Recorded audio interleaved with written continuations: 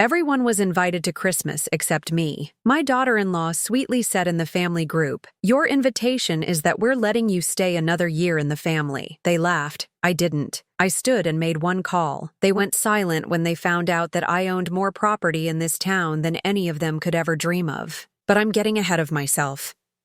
Let me start from the moment that shattered what was left of my heart. I was sitting in my favorite armchair, the blue one Richard had bought me for our 30th anniversary, when my phone buzzed with notifications from the family group chat. My hands trembled slightly as I picked it up. At 68, I still wasn't completely comfortable with all this technology, but I'd learned to navigate it well enough to stay connected with my children and grandchildren. The first message was from my son David. "Hey everyone." Before we continue, comment where you're watching from and subscribe to the channel. We'd love to see how far our stories are reaching. "Sarah and I are hosting Christmas dinner this year.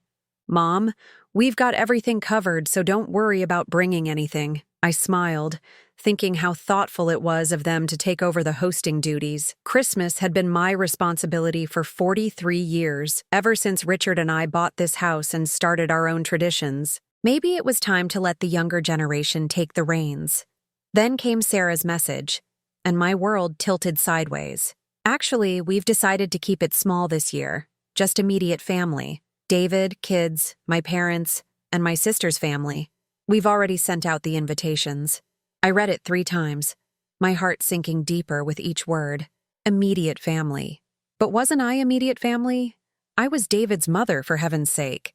I'd given birth to him, raised him, sacrificed everything for him and his sister Rachel. The messages kept coming. Rachel chimed in with, "Sounds perfect. Mom won't have to stress about cooking. She can just relax at home." My youngest son Michael added, "Great idea. Mom's been looking tired lately anyway." Tired? I wasn't tired.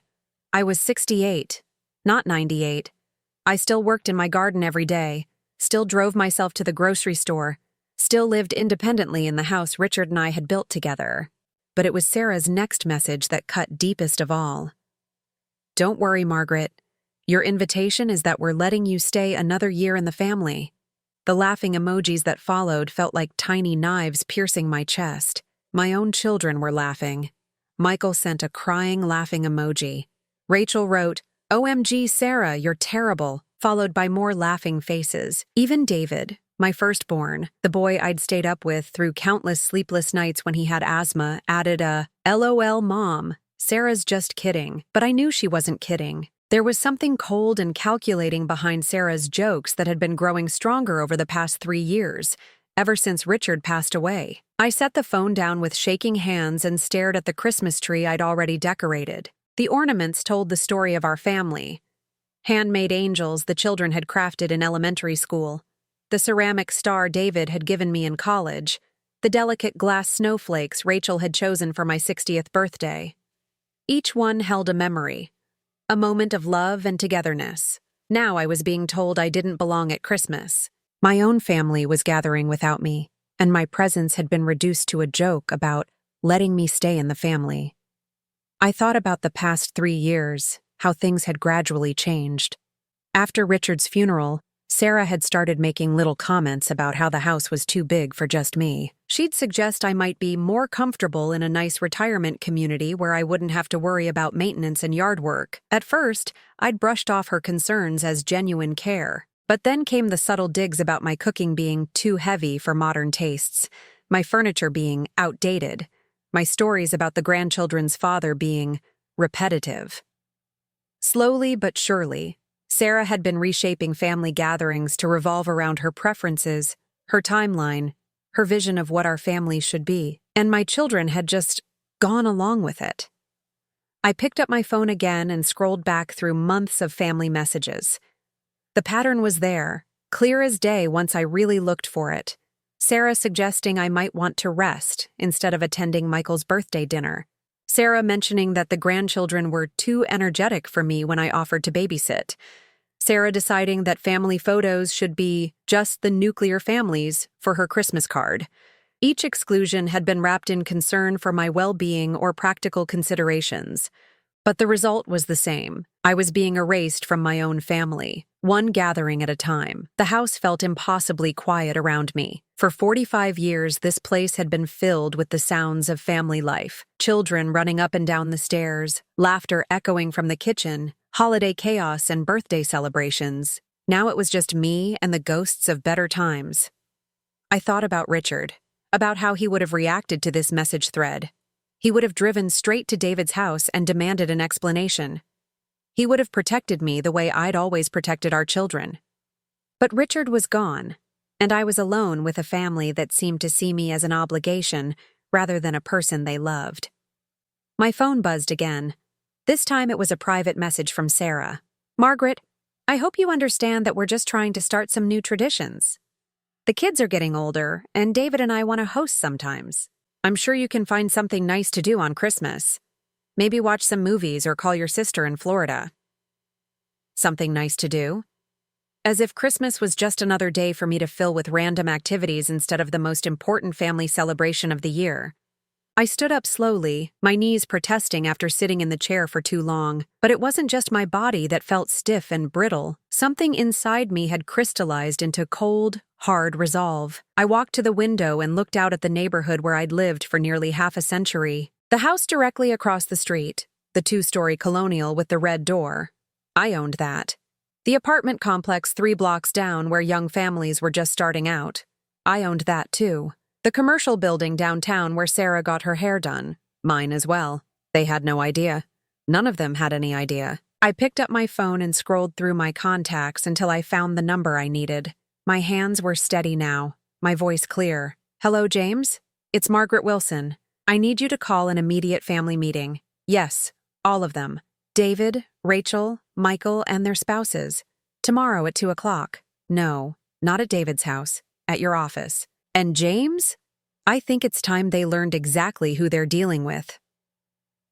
As I hung up the phone, I could almost hear Richard's voice in my ear, proud and strong. "That's my girl. Show them what you're made of." The laughing emojis were about to become very expensive jokes. The next morning, I woke before dawn as I had every day since Richard's death. The house felt different somehow, as if the conversation with James had shifted something fundamental in the air around me.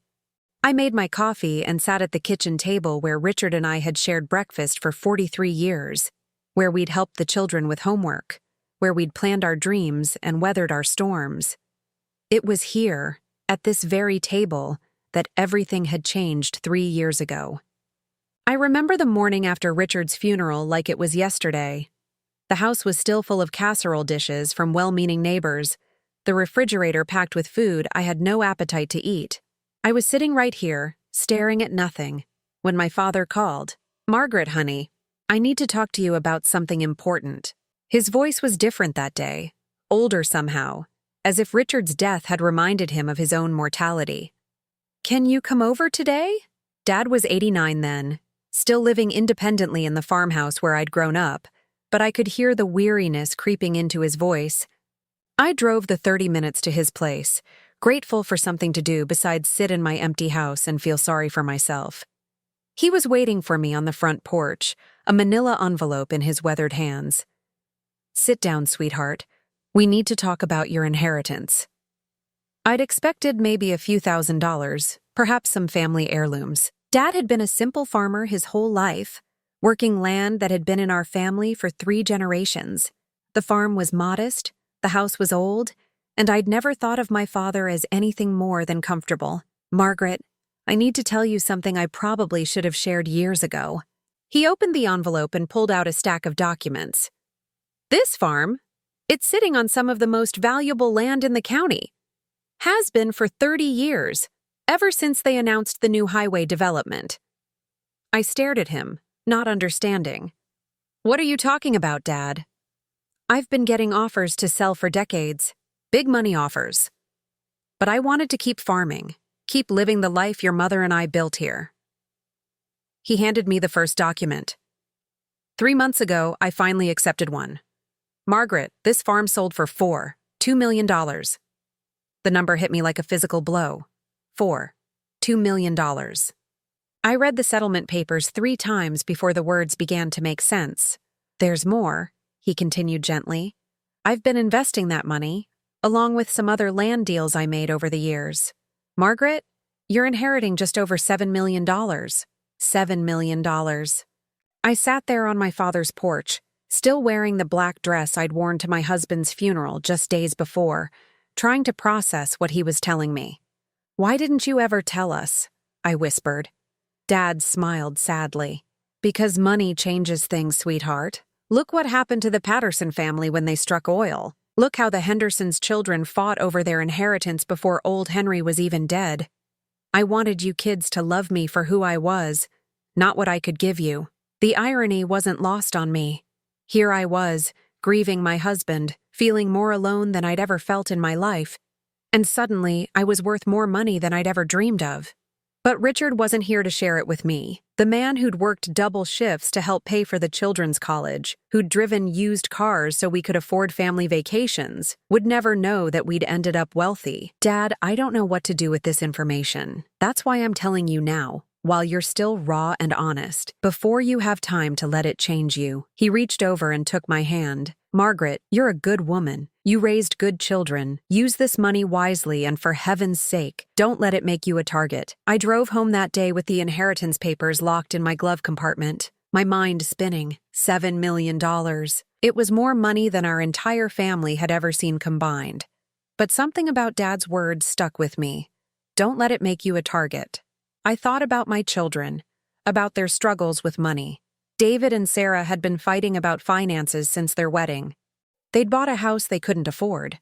Sarah had expensive tastes, and David worked constantly to try to keep up with her demands. Rachel was drowning in student loans from her master's degree, and Michael was just starting his career with a mountain of debt from medical school. If I told them about the inheritance, everything would change. They'd start seeing me differently, treating me differently. Every decision I made would be viewed through the lens of my wealth. Every family gathering would become an opportunity for someone to hint about their financial struggles or suggest how I might help. So I decided to keep it secret, at least for a while, just until I figured out how to handle it properly. I had James Porter, my father's attorney, quietly invest most of the money in stable, long-term investments. I kept enough to live comfortably and to quietly help my children when they really needed it. But I lived exactly the same way I always had. Same house, same car, same modest lifestyle. The first year passed peacefully. I was still grieving Richard, still adjusting to life alone, and the secret felt like a burden I was carrying for the family's own good. I helped David and Sarah with their mortgage payments once, telling them I'd received a small insurance settlement. I paid off Rachel's student loans, claiming it was money Richard had set aside for her education. I bought Michael a reliable car, saying I'd gotten a good deal from a friend. Each time, I watched their faces light up with relief and gratitude, but I also noticed something else. They were grateful to me, yes, but they also seemed to see me as someone to come to when they needed help. The dynamic was changing, even without them knowing the full truth about my financial situation. It was Sarah who started asking questions first. About 18 months after the inheritance, she began making comments about my mysterious financial resources. "It's so lucky that you keep getting these little windfalls, Margaret," she'd say with a tight smile. "Insurance settlements, savings accounts Richard forgot to mention. It's almost like you're hiding money from us." She said it like a joke, but there was something sharp in her voice that made me uncomfortable. I started paying attention to Sarah in a way I hadn't before. The way she watched me when I paid for dinner. The way she questioned my purchases, the way she seemed to be keeping track of every dollar I spent. Then, about 6 months ago, I came home from grocery shopping to find Sarah in my house. She claimed David had given her a key for emergencies, and she was there to check on me because I hadn't answered my phone. But I found her in Richard's old study, going through the filing cabinet where I kept important papers. "Oh, Margaret," she said, quickly closing the drawer. "I was just looking for a pen to leave you a note. I hope you don't mind." I minded very much, but I didn't say anything at the time. Instead, I quietly installed a small security camera in the study, hidden behind one of Richard's old books. Over the next few months, That camera captured Sarah making 3 more emergency visits to my house, each time going straight to the filing cabinet. She was looking for something, and I was pretty sure I knew what it was. The family dynamic started shifting after that. Sarah began making subtle comments about my age, my ability to live alone, my confusion about various topics. She'd correct me in front of the grandchildren, suggest that I was misremembering things, hint that I might be developing early signs of dementia. "Margaret just gets a little mixed up sometimes," she'd tell David when I'd contradict her version of events. "It's normal at her age." I wasn't mixed up. I wasn't confused. But I started noticing that my children were looking at me differently, as if they were seeing signs of decline that I couldn't see myself. The Christmas invitation, or lack thereof, was just the latest move in whatever game Sarah was playing. But it was also the move that showed me she'd gone too far. I finished my coffee and got dressed carefully.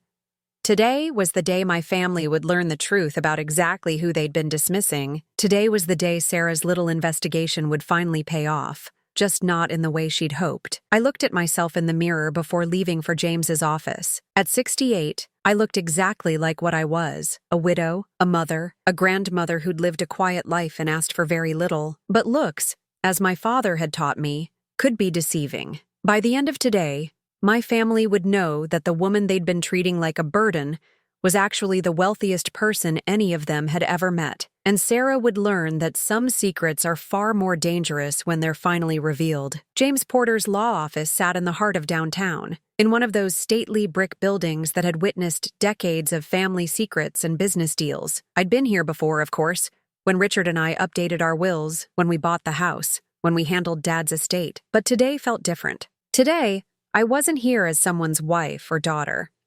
I was here as myself. I arrived 15 minutes early and sat in the waiting room, watching through the tall windows as my family members arrived. David came first, looking confused and slightly annoyed. He kept checking his phone and glancing around as if he was expecting to see me somewhere. Rachel pulled up next, her face tight with worry. Michael arrived last, practically jogging from his car to the building entrance. They congregated in the lobby, their voices carrying up to where I sat. I could hear David asking the receptionist if there had been some mistake, if she was sure their mother had called this meeting. The receptionist, bless her, simply directed them to the conference room as I'd instructed. Sarah was the last to arrive, and I watched her through the window with particular interest. She took her time getting out of the car, checking her appearance in the side mirror, smoothing her hair. Even from a distance, I could see the calculation in her movements. She thought she knew what this meeting was about. She thought she was finally going to get confirmation of what she'd been searching for in my filing cabinet. She was right about that, just not in the way she expected. James appeared at my elbow. "They're all here, Margaret. Are you ready for this?" I stood up, straightening my simple navy dress. "I've been ready for 3 years, James. I just didn't know it until yesterday." The conference room fell silent when I walked in. My 3 children sat on one side of the long mahogany table, their spouses across from them. The arrangement looked formal, almost adversarial, which seemed fitting given what was about to happen. "Mom," David started, half rising from his chair. "What's this about? James said it was urgent family business, but you look fine. Are you sick? Are you—" "Sit down, David." My voice was calm but firm, and something in my tone made him comply immediately. "James has some information to share with you. Information I should have shared 3 years ago." James opened a thick folder and spread documents across the table. Financial statements, property deeds, investment portfolios. The numbers were visible from where my family sat, but I could see them struggling to make sense of what they were looking at. "Your mother," James began in his measured attorney voice, "is the beneficiary of your grandfather's estate, which was settled 3 years ago upon his death." Rachel frowned. "We know that, James. Grandpa left Mom the farm, but what does that have to do with—" The farm, James interrupted gently, sold for $4.2 million. The silence that followed was so complete I could hear the old building settling around us. Sarah's face had gone completely white. David's mouth opened and closed like a fish gasping for air. Rachel just stared at the documents as if they might rearrange themselves into something that made sense. That's impossible, Michael finally whispered. Grandpa was a farmer. He lived in that old house with the leaky roof and the broken front steps. He drove a truck from 1987. Your grandfather, I said quietly, was sitting on some of the most valuable development land in 3 counties. He knew it, but he chose to keep farming because that was the life he loved. When he finally decided to sell, he made sure the money went to someone he trusted to use it wisely. James continued the revelation. After taxes and legal fees, Margaret inherited approximately $7 million.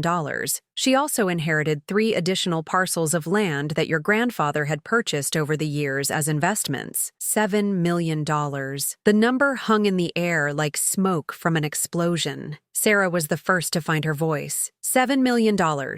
She repeated it like she was testing the words. Margaret, you've had $7 million for 3 years? And you never told us? No, I said simply.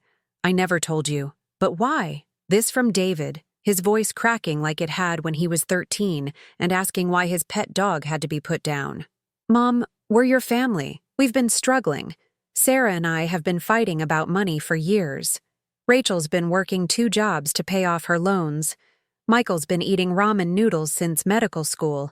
Why wouldn't you help us? I did help you, I replied. David, who do you think paid your mortgage when you were behind 3 months last year? Rachel, where do you think the money for your loan payments came from?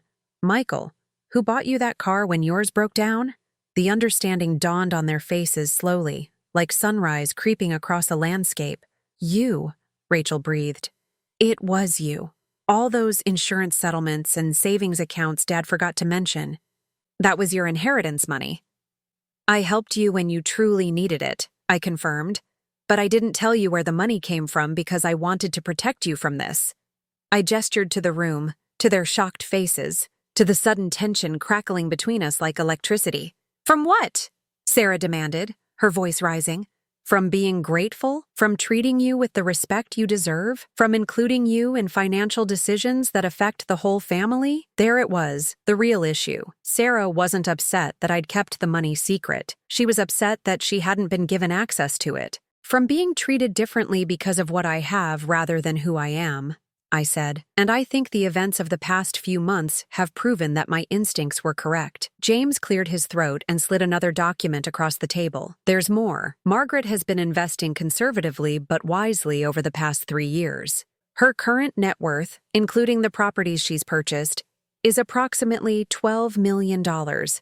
If $7 million had been shocking, $12 million was devastating. Michael actually pushed back from the table as if the number might attack him. Rachel covered her face with her hands. David just stared at me like he'd never seen me before. But it was Sarah's reaction that interested me most. After the initial shock wore off, I could see her mind working, calculating. She was already figuring out how this new information could benefit her. $12 million, she said slowly. Mom, do you realize what this means? We could pay off our house completely. David could quit that awful job he hates. We could finally afford that vacation home we've been dreaming about. The kids could go to private school. We? I repeated quietly. Well, yes. I mean, your family, Margaret. What's yours is ours, right? That's how families work. The room fell silent again, but this silence felt different, heavier, more dangerous. Is that how families work, Sarah? I asked. Because yesterday, my family decided that I wasn't immediate family anymore. Yesterday, my invitation to Christmas was being allowed to stay in the family for another year. Yesterday, my own children laughed when you made that joke. David's face flushed red. Mom, that was just... Sarah was just kidding around.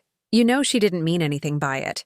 Didn't she? I pulled out my phone and opened the family group chat. Would you like me to read the messages again? Would you like me to count how many laughing emojis you all sent when your wife suggested that my place in this family was subject to her approval? The shame on their faces was almost too painful to watch. Almost. James, I continued, turning to my attorney, would you please explain to my family what changes I've made to my estate planning as of this morning? James opened another folder. As of 9 a.m. today, Margaret has revised her will. The previous beneficiaries have been removed, and the estate will now be divided among several charitable organizations. The explosion of voices was immediate and overwhelming. David shouting about how this was all a misunderstanding. Rachel crying that she was sorry, that she'd never meant to hurt me. Michael demanding to know if I was serious, if I was really going to give away their inheritance over a stupid joke. But Sarah's reaction was the most telling. She didn't plead or cry or apologize. She attacked. "This is ridiculous, Margaret. You're being dramatic and spiteful. So what if we didn't invite you to one Christmas dinner? You're acting like we committed some terrible crime. Families have disagreements. Families get on each other's nerves sometimes. That doesn't mean you throw away decades of relationship over hurt feelings." Hurt feelings? I stood up slowly, placing my hands flat on the table. "Sarah, for the past 6 months you've been breaking into my house and going through my personal documents. Don't bother denying it. I have video evidence." The color drained from her face so quickly I thought she might faint. "I installed a security camera after I found you in Richard's study. I have recordings of you searching through my filing cabinet on 3 separate occasions. I know you've been looking for information about my finances. I know you've been trying to find ammunition to use against me." David turned to stare at his wife. "Sarah, is that true?" I was just concerned about her," Sarah stammered. "She's been acting strange, making all these mysterious payments. I thought maybe someone was taking advantage of her, or that she was getting confused about money. I was trying to protect her." "Protect me from what?" I asked. "From making my own decisions about my own money? From choosing how to help my family without broadcasting my personal business? From living my life without your supervision and approval? You were lying to us." Sarah's composure finally cracked completely. "You were pretending to be this poor widow who needed our help and our pity, when all along you were sitting on millions of dollars. That's fraud, Margaret. That's manipulation." "No," I said quietly. "That's exactly what I was trying to avoid." I looked around the table at my children, at the people I'd raised and loved and sacrificed for. They were looking at me like I was a stranger, like the mother they'd known had been replaced by someone unrecognizable. Maybe she had been. The conference room felt like a battlefield after Sarah's outburst. My children sat frozen, processing the reality that their mother wasn't the helpless widow they'd imagined, while Sarah looked like a cornered animal searching for an escape route. James cleared his throat diplomatically. "Perhaps we should take a short break." "No," I said firmly. "We're not done here. Sarah, since you've been so interested in my personal documents, I think it's time you learned exactly what you've stumbled into." I reached into my purse and pulled out a manila folder I'd prepared that morning. Inside were printed screenshots from the security footage, bank statements, and something else that would change everything. "James, would you please show them the property ownership records?" He spread out a new set of documents across the table. Property deeds, all with my name as the owner. David leaned forward, squinting at the addresses. This is the Riverside apartment complex where Michael lives," he said slowly. "Yes," I confirmed. "I bought it 18 months ago." "And this one." Rachel picked up another deed. "This is the medical building where Dr. Peterson has his practice. The building where you've been taking David's kids for their checkups. Also mine." Michael was staring at a deed with growing horror. "Mom, this is my address.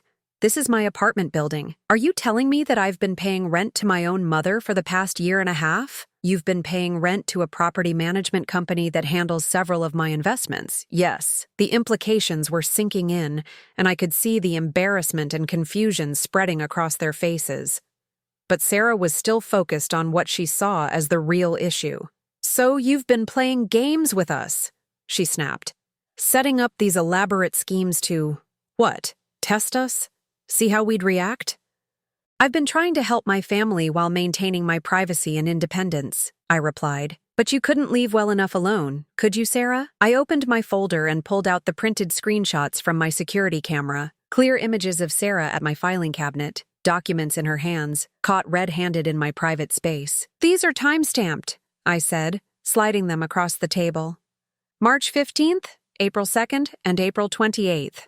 3 separate occasions when you used David's emergency key to enter my house and search through my personal papers. David stared at the photos, his face cycling through disbelief, anger, and something that looked like betrayal. Sarah, what the hell were you doing? I told you. I was worried about her. But Sarah's voice lacked conviction now. She was acting strangely, making these mysterious payments. I thought maybe she was being scammed or maybe you thought there was money to be found, I interrupted. Maybe you'd notice that I seemed to have more resources than a widow on Social Security should have, and you wanted to know where it was coming from. I pulled out another document from my folder. This one made Sarah's face go ashen. This, I said, is a copy of a consultation request you made with Elder Care Legal Services 3 weeks ago. You inquired about the process for obtaining guardianship over an elderly family member who might be experiencing cognitive decline. The silence that followed was deafening. David was staring at his wife like he'd never seen her before. Rachel had her hand over her mouth in shock. Michael looked like he was going to be sick. Guardianship? David's voice was barely a whisper. Sarah, you were trying to get guardianship over my mother? It wasn't like that, Sarah said desperately. I was just researching options. Margaret's been making questionable financial decisions, and I thought maybe… Questionable financial decisions like helping my children when they needed it? I asked. Or questionable like not giving you access to money that isn't yours? I reached into the folder one more time and pulled out the final piece of evidence. A printed email thread that James had helped me obtain through legal channels. This is an email exchange between you and your sister Lisa from last month, I said, sliding it toward David. Would you like to read it out loud, or shall I? David picked up the papers with trembling hands. His face grew darker as he read. Sarah writes, I think I've figured out where Margaret's money is coming from. David's dad must have left more than they told the kids. If I can prove she's not managing it properly, we might be able to get control of it. David works so hard and deserves better than living paycheck to paycheck when his mother is sitting on a fortune. David's voice broke as he continued reading. And Lisa responds, be careful how you approach this. Maybe start documenting instances where she seems confused or makes poor decisions. Build a case gradually. The betrayal on David's face was heartbreaking to watch. This was his wife, the woman he'd trusted with his heart and his family, plotting to essentially steal from his mother. And your sister's response? David continued, his voice getting harder with each word. Perfect. Once you get guardianship, you can move Margaret into a nice facility where she'll be well cared for, and David can finally live the life he deserves. With that kind of money, you could quit your job and focus on the kids. Sarah was crying now, but they weren't tears of remorse. They were tears of panic, the tears of someone whose carefully laid plans were crumbling around them. David, you have to understand, she pleaded. I was doing this for us, for our family. Your mother has been hoarding money while watching you struggle. She's been playing games with us, pretending to be poor while she's secretly rich. That's not normal behavior. Normal behavior? David's voice was rising now. What's not normal is breaking into someone's house to steal their personal information. What's not normal is plotting to have your husband's mother declared incompetent so you can steal her money. I wasn't going to steal anything. I was going to make sure it was managed properly. Margaret's almost 70 years old. She shouldn't be making major financial decisions on her own. She's 68, Rachel said quietly. And she's sharper than any of us. She's been managing a multi-million-dollar portfolio for 3 years without any of us even knowing about it. I stood up slowly, gathering my documents. Sarah, I want you to understand something very clearly. This isn't about the money. This isn't about Christmas dinner or family traditions or hurt feelings. This is about respect. I looked around the table at my children, my heart breaking for what this family had become. I kept my inheritance secret because I wanted to be loved for who I am, not what I have. I wanted to help you when you needed it without changing the fundamental dynamic of our relationships. I wanted to remain your mother, not become your benefactor. But, Mom, Michael started, we do love you for who you are. Do you? I interrupted. Because yesterday, when you thought I was just a widow living on Social Security, You laughed when your sister-in-law suggested I needed permission to remain part of this family. You excluded me from Christmas. You treated me like an obligation, a burden to be managed. The shame on their faces was profound, but I wasn't finished. Today, when you learned I have money, suddenly I'm family again. Suddenly, Sarah's talking about what's yours is ours and making plans for how to spend my inheritance. The only thing that changed between yesterday and today was your knowledge of my bank account. That's not fair, Mom, David said, but his voice lacked conviction. Isn't it? Sarah, tell me honestly, if you hadn't suspected I had money, would you have gone to all this trouble to research guardianship proceedings? Would you have been breaking into my house and going through my papers if you thought I was just a poor old woman with nothing to offer? Sarah's silence was answer enough. I turned to James. I want you to make some additional changes to my estate planning. I want Sarah banned from my property permanently. I want a restraining order filed if necessary. I want it clearly documented that any attempt to challenge my mental competency will result in immediate legal action. Mom, please. David stood up, reaching for me. Don't do this. Sarah made mistakes, but we can work through this. We're family. Are we? I asked. Because family doesn't plot to steal from each other. Family doesn't break into each other's homes. Family doesn't laugh when one of their own is excluded and humiliated. I picked up my purse and headed for the door, then turned back one final time. I'm going home now, to my house, which I own, on my property, which I bought with my money. I'll be changing the locks today. David, if you want to visit me, you'll need to call first and come alone. Rachel, Michael, the same goes for you. As for you, Sarah, I'll see you in court if you come within 100 yards of my property. You can't just cut us off, Sarah called after me, desperation clear in her voice. We have rights. David is your son. Those grandchildren are your family. I stopped at the door and looked back at her. You should have thought about that before you decided I wasn't worthy of a Christmas invitation. The silence that followed me out of that conference room was the sound of a family breaking apart, but for the first time in 3 years, it was also the sound of my freedom. The locksmith finished installing the new deadbolts just as the sun was setting. I stood in my front hallway, testing the new keys, feeling something I hadn't experienced in years, complete control over my own space. For the first time since Richard died, no one could walk into my house uninvited. No one could search through my personal belongings. No one could make me feel like a stranger in my own home. The silence felt different now, not empty or lonely, but peaceful, clean. I made myself a cup of tea and sat in Richard's old recliner, the one I'd moved back into the living room after Sarah had banished it to the basement 2 years ago. Everything about the house felt more like mine again, as if I'd been holding my breath for 3 years and could finally exhale.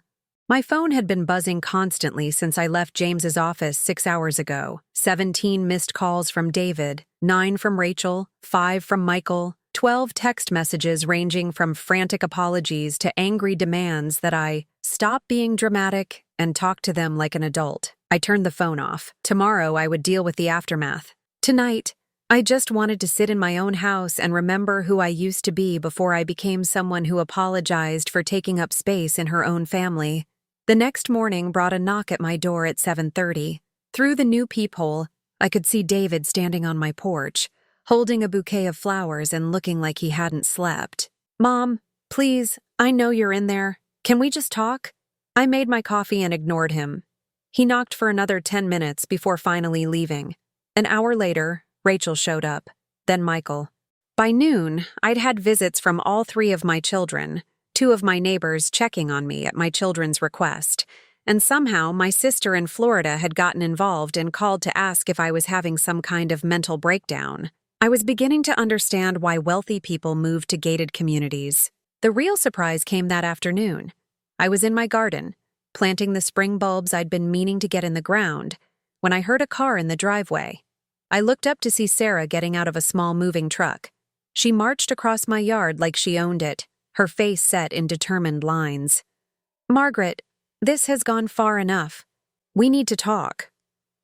You need to leave my property, I said calmly, not standing up from where I knelt among the tulip bulbs. I believe James was very clear about that. I don't care what James said. You're destroying my family over a misunderstanding. I sat back on my heels and really looked at her. Sarah was dressed in what I'd come to think of as her serious business outfit, the navy suit she wore to parent-teacher conferences and bank appointments. Her hair was perfectly styled, her makeup flawless. She looked like someone going into battle. "Your family?" I repeated. "Interesting choice of words. You know what I mean. David's falling apart. The kids keep asking why Grandma won't see them. You're hurting innocent people to punish me for trying to look out for your best interests." I laughed, surprising myself with the sound. It had been so long since I'd genuinely found something funny that the laughter felt rusty. "Sarah, do you actually believe that? Do you really think that breaking into my house and researching how to have me declared incompetent was in my best interests?" Her composure cracked slightly. "I was trying to protect you from making mistakes with money you don't understand how to handle.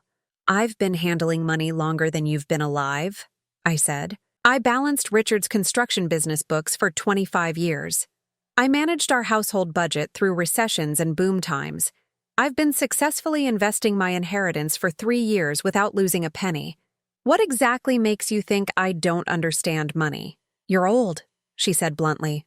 "People your age make poor financial decisions. They get confused. They become targets for scammers. I was trying to make sure that didn't happen to you." I stood up slowly, brushing dirt from my gardening gloves. "Sarah, I want you to listen very carefully to what I'm about to tell you, because I'm only going to say it once." I stepped closer to her, close enough to see the uncertainty flicker in her eyes. "I am not old, confused, or incompetent. I am not a target for scammers because I am not naive. I have been managing my own affairs quite successfully, thank you. What I am is done. Done with being treated like a child by someone young enough to be my daughter. Done with having my decisions questioned by someone who has never managed anything more complicated than a household budget. And done with pretending that your concern for me is anything more than concern for what you think you're entitled to inherit. That's not... Furthermore," I continued, my voice getting stronger, "I want you to understand something about the money you've been so worried about. I don't need it. I never needed it. I kept the secret because I thought it would protect my family from becoming the kind of people who see dollar signs when they look at their elderly relatives. I was wrong. You were already those people. The money just gave you something concrete to scheme about." Sarah's face was flushed now, her perfect composure completely gone. "You can't just cut us off. David is your son. He loves you. David laughed when you suggested I needed permission to stay in this family. David gave you a key to my house without asking me.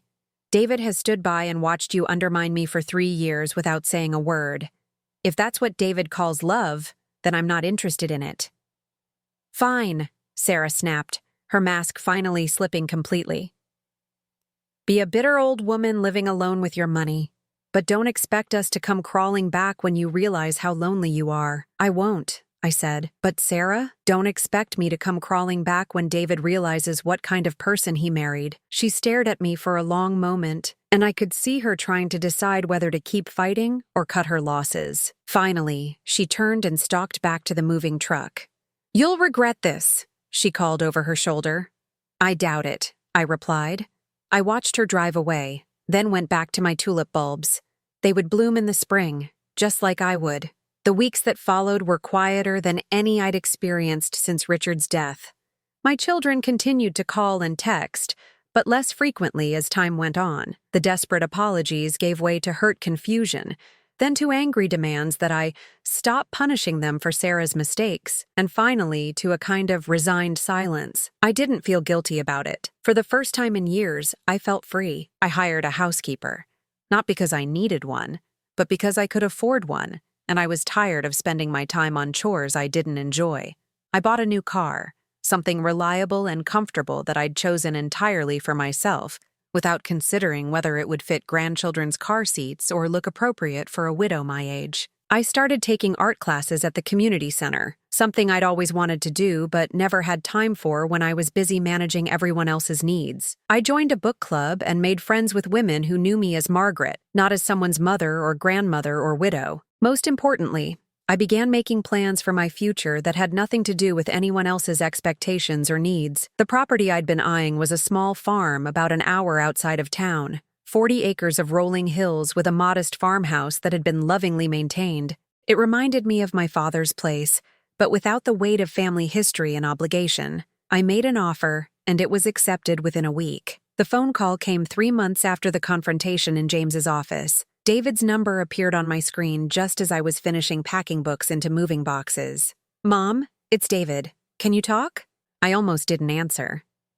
But something in his voice, a quality I hadn't heard in years, made me pick up. "Hello, David." "Mom, Sarah and I are getting divorced." I stopped packing and sat down heavily on the couch. "I'm sorry to hear that." "Are you?" His voice cracked slightly. "Because I think you saw this coming long before I did." I closed my eyes, feeling the familiar weight of maternal instinct warring with hard-won wisdom. "What happened?" I found out she's been doing things, not just to you. She opened credit cards in my name. She's been lying to me about money, about bills, about a lot of things. And Mom, his voice broke completely. "She told Emma that you didn't love us anymore, that you were a mean old lady who cared more about money than family." The rage that swept through me was swift and clean. "She said that to my granddaughter? Emma's been having nightmares. She keeps asking why Grandma doesn't want to see her anymore." I didn't know what Sarah had told her until last week. I felt something crack open in my chest, something that had been frozen solid for months. "David, I need you to understand something. I never stopped loving you, any of you, but I couldn't continue to be part of a family that didn't respect me. I couldn't keep pretending that being treated like a burden was the same as being loved." "I know," he whispered. "Mom, I know, and I'm so sorry. I was so focused on keeping Sarah happy that I forgot to think about whether she was right. I forgot to protect you the way you always protected me." We sat in silence for a long moment, the weight of 3 years of hurt and misunderstanding settling between us. "Mom, is there any chance? Could I bring Emma to see you? Just Emma. She misses you so much, and I think she needs to know that her grandmother loves her." I looked around my half-packed living room, at the life I was preparing to leave behind, at the future I was building for myself alone. "Yes," I said, "bring her this weekend. But David, this doesn't mean everything goes back to the way it was. Too much has happened for that." "I understand," he said quickly. I want to try to rebuild something real with you, if you'll let me." After I hung up, I sat in my quiet house and felt something I hadn't experienced in months. Hope, not for a return to the past, but for the possibility of a future that included the people I loved without requiring me to diminish myself. The tulips I'd planted that day Sarah came to confront me had bloomed beautifully. Soon, I would transplant them to my new home, where they could grow without anyone questioning whether they deserved the space they occupied. Just like me. The farmhouse sat on a gentle hill overlooking 40 acres of the most beautiful land I'd ever owned. From my front porch, I could see the small pond where wild ducks had taken up residence, the old oak tree that was perfect for reading under, and the vegetable garden I'd planned for next spring. For the first time in my adult life, every single thing I could see belonged to me and answered to no one else. It had been 8 months since I moved here. 8 months since I left behind the house where I'd raised my children and lived with Richard. That house sold within 2 weeks of being listed. Apparently, everyone wanted to live in our old neighborhood except me. I was painting the kitchen cabinets a cheerful yellow when I heard a car coming up the gravel driveway. Through the window, I could see David's familiar sedan, and my heart did a little skip as I spotted Emma's small face pressed against the passenger window. This would be our 4th visit since that phone call back in the spring. David had been true to his word about rebuilding our relationship slowly and honestly. He came alone the first time, just to talk. The second visit, he'd brought Emma, who cried when she saw me and asked why I'd gone away. The third time, Emma had stayed overnight, and we'd made pancakes and planted flowers and talked about everything except the missing years. Today felt different, though. David had asked if he could bring someone with him. I cleaned the paint from my hands and went outside to greet them. Emma bounded out of the car and into my arms like she always did now, all 10-year-old energy and unconditional love. "Grandma, I brought you something." She held up a drawing of our farmhouse, complete with the duck pond and the oak tree. I drew it from memory. "It's perfect, sweetheart," I told her, and meant it. David got out more slowly, then turned to help someone else from the back seat. A woman about my age with kind eyes and laugh lines, carrying a pie carrier and looking nervous. "Mom," David said, "I'd like you to meet Linda. We've been seeing each other for a few months now." Linda stepped forward with a genuine smile. "Mrs. Wilson, it's such a pleasure to meet you. David talks about you constantly, and Emma has told me all about your ducks." I liked her immediately. There was nothing calculated about her approach, no sense that she was performing for my benefit. She seemed genuinely interested in meeting me, not in making an impression. "Please call me Margaret, and thank you for the pie. It smells wonderful." "It's apple cinnamon," Linda said. "Emma mentioned it was your favorite." We settled on the front porch with iced tea while Emma ran down to feed the ducks the bread crusts I kept in a jar by the door. The afternoon was perfect, warm but not hot, with a breeze that carried the scent of wildflowers from the field beyond the garden. "Linda's a teacher," David said, settling into the rocking chair I'd bought just for his visits. "3rd grade. She's got 2 grown kids of her own." "And you?" I asked Linda. "How do you feel about inheriting a ready-made, complicated family situation?" Linda laughed, a genuine sound that reminded me of myself at her age. "Honestly, it's refreshing. My first husband left me for his secretary when my kids were teenagers. I've been on my own for 12 years now, and I'd gotten pretty good at it. I wasn't looking for anyone who needed me to take care of them or fix their problems." "And David doesn't need fixing?" "David needs someone who appreciates the man he's becoming instead of trying to change him into someone else," she said, glancing at him with obvious affection. "He's doing the hard work of figuring out who he is when he's not trying to please everyone else."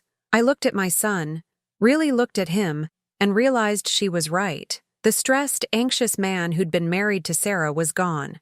This David sat straighter, spoke with more confidence, and seemed genuinely at peace with himself. "The divorce was finalized last month," he said quietly.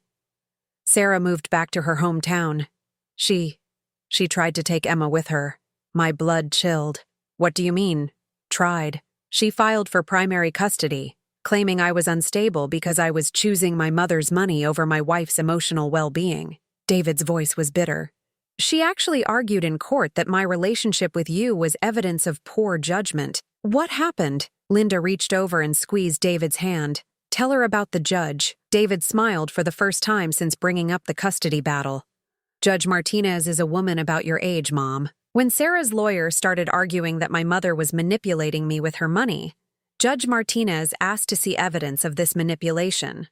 And Sarah's lawyer presented the inheritance information, the property ownership records, all of it. Then Judge Martinez asked Sarah directly what specific harm had been done to Emma by my relationship with my mother. I could see where this was going, and I felt a warm satisfaction spreading through my chest. Sarah couldn't answer. She talked about family loyalty and proper boundaries and age-appropriate financial responsibility, but she couldn't point to a single way that you had actually harmed Emma or me. Meanwhile, my lawyer presented evidence of Sarah's attempted guardianship filing, the break-ins, the lies to Emma about why you weren't in our lives anymore. Judge Martinez awarded David primary custody, Linda continued. Sarah gets Emma every other weekend and 1 week in the summer, but Emma lives with David. And Mom, she also issued a formal reprimand to Sarah's lawyer for bringing frivolous claims to her courtroom. I felt something tight in my chest finally loosen completely. Emma was safe, David was free, and Sarah's manipulations had been officially recognized for what they were. "There's something else," David said, looking nervous again. "Emma, can you come here for a minute?" Emma ran up from the pond, slightly out of breath and completely happy. "What, Daddy? Remember what we talked about in the car? About the question you wanted to ask Grandma?" Emma suddenly looked shy, twisting her hands in her shirt. "Grandma, Daddy says you might be okay with it if I came to stay with you sometimes. Like, maybe for a week in the summer? Linda says you have enough room, and I promise I wouldn't get in the way of your painting or your garden or anything." The hope in her voice was almost too much to bear. "Oh, sweetheart, I would love that. You could have your own room, and we could plant a special section of the garden just for you." "Really?" Emma's face lit up like Christmas morning. Could I help take care of the ducks, too? They'd probably prefer you to me, I told her. They're getting quite spoiled with all the attention. As Emma ran back to the pond to share the good news with the ducks, David turned to me with tears in his eyes. Mom, I can't thank you enough. For everything. For protecting yourself when we couldn't. For showing me what self-respect looks like. For being willing to let me try again. You're my son, I said simply. I never stopped loving you. I just stopped accepting behavior that hurt me. I understand the difference now, he said. I understand that loving someone doesn't mean letting them treat you badly. Sarah never understood that. What about Rachel and Michael? I asked. Do you think they understand it? David's face grew troubled. Rachel's been asking about you. I think she wants to reach out, but she's afraid you won't forgive her. Michael's still angry. He thinks you overreacted, and he's upset about the inheritance changes. I don't think he's ready to admit he was wrong. I nodded. I'd expected this. Rachel had always been the most emotionally aware of my children, while Michael had inherited his father's stubborn streak along with his medical ambitions. Rachel's welcome here anytime she wants to come, I said. But she has to come because she genuinely wants a relationship with me, not because she feels guilty or thinks she should. And Michael will come around when he's ready, or he won't. I can't force him to value me. That's very wise, Linda said quietly. I learned that with my own kids.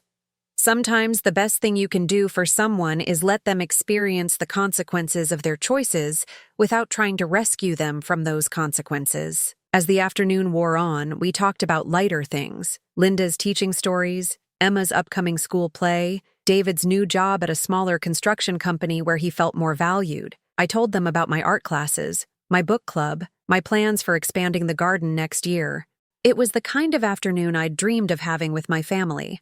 Relaxed, genuine, built on mutual respect rather than obligation or guilt. As the sun began to set, David and Linda started gathering their things to leave. Emma was reluctant to go, as always, but perked up when I reminded her that she'd be back in 2 weeks for her first overnight stay of the summer. Mom, David said as he hugged me goodbye, I know things can't go back to the way they were before. Too much has happened for that. But I want you to know that what we have now, this feels more real to me than anything we had when I was trying to keep everyone happy. It is more real, I agreed. Because it's based on choice instead of assumption. You're here because you want to be here, not because you feel obligated to be here. And because you're here because you want to be, Linda added, not because you're trying to earn your place in the family. After they left, I sat on my porch and watched the sunset paint the sky in shades of pink and gold. The ducks were settled for the night. The garden was peaceful, and my house felt like exactly what it was. A home I'd chosen for myself. My phone buzzed with a text message. Rachel's name appeared on the screen. Mom, I've been thinking about you a lot lately. David told me about your new place and how happy you seem.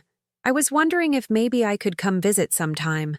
I know I have a lot to apologize for, and I understand if you need more time. But I miss you. I miss my mom. I smiled and typed back. Come this weekend. Bring comfortable clothes and be prepared to help me paint the guest room. It's going to be Emma's room when she stays here. Her response came immediately. I'll be there. And Mom, I'm so sorry it took me this long to reach out. I was afraid you'd reject me the way I rejected you. Never, I typed. You're my daughter. The door is always open when you're ready to walk through it with respect and love. I put the phone down and rocked gently in my chair, listening to the evening sounds of my land. Crickets chirping, the gentle lapping of water against the pond shore, the rustle of leaves in the oak tree. This was what peace felt like. Not the absence of family, but the presence of family relationships that honored everyone involved. Not the silence of isolation, but the calm of knowing that the people in my life chose to be there. I thought about Sarah, wherever she was now, probably still convinced that she'd been wronged, still unable to see that her actions had created the very situation she'd tried to avoid. I felt sorry for her, but I didn't feel responsible for her anymore. I thought about Michael, still nursing his anger and his sense of entitlement. I hoped he'd come around eventually, but I'd learned that hoping wasn't the same as waiting. I wouldn't put my life on hold for anyone, ever again. Most of all, I thought about the woman I'd become over the past year. Stronger, more confident, unafraid to take up space in the world. I'd learned that protecting yourself wasn't selfish. It was necessary. I'd learned that being alone was better than being with people who didn't value you. And I'd learned that it was never too late to start choosing yourself. The stars were beginning to appear in the darkening sky. Tomorrow, I would paint kitchen cabinets and tend my garden, and maybe call that travel agent about the trip to Ireland I'd been considering. Next weekend, Rachel would come, and we'd start rebuilding our relationship on a foundation of mutual respect instead of assumed obligation. But tonight, I was content to sit on my porch in the house I'd chosen, on the land I'd bought, surrounded by the life I'd built for myself. At 69 years old, I was finally living entirely on my own terms, and it felt wonderful